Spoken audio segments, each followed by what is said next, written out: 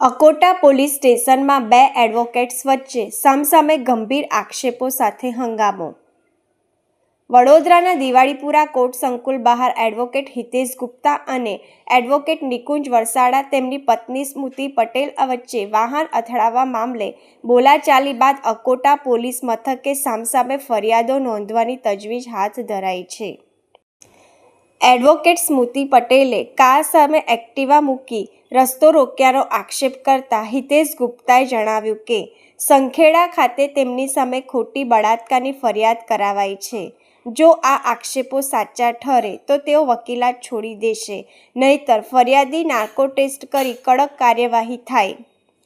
સામે પક્ષે નિકુંજ વસવાડા અને સ્મૃતિ પટેલ હિતેશ ગુપ્તા પર એક્ટિવા સાથે અકસ્માત સર્જાવાનો આક્ષેપ કર્યો હતો.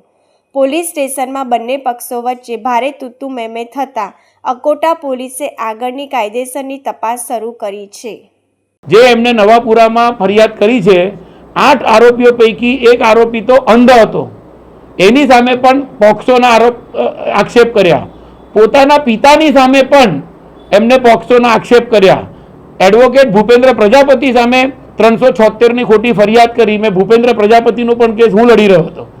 આ બધા ભેગા થઈને જ્યારે એમને આ એક કેસ કર્યો છે, તો આ કેસના ફરિયાદી જે ભોગ બનનાર બેન છે, જેમને સંખેડામાં ફરિયાદ કરી છે, મારી પ્રાર્થના છે ભગવાનને કે ભગવાન એમને સદબુદ્ધિ આપે.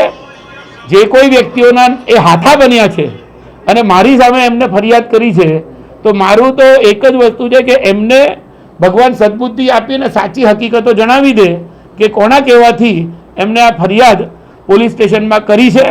બાકી પોલીસ સ્ટેશનમાં આજે જે પ્રકારે અભિષેક મિશ્રાની હાજરી નિકુંજ વસાવડાની જોડે હતી અને નિકુંજ વસાવડાના મોબાઈલ કોલ ડિટેલ રેકોર્ડ જો કઢાવવામાં આવશે, તો નિકુંજ વસાવડાએ અમિત શાહ અને અભિષેક મિશ્રાની સાથે અન્ય જે કોઈ ષડયંત્રકારો છે આ ફરિયાદની પાછળ એ સામે આવશે.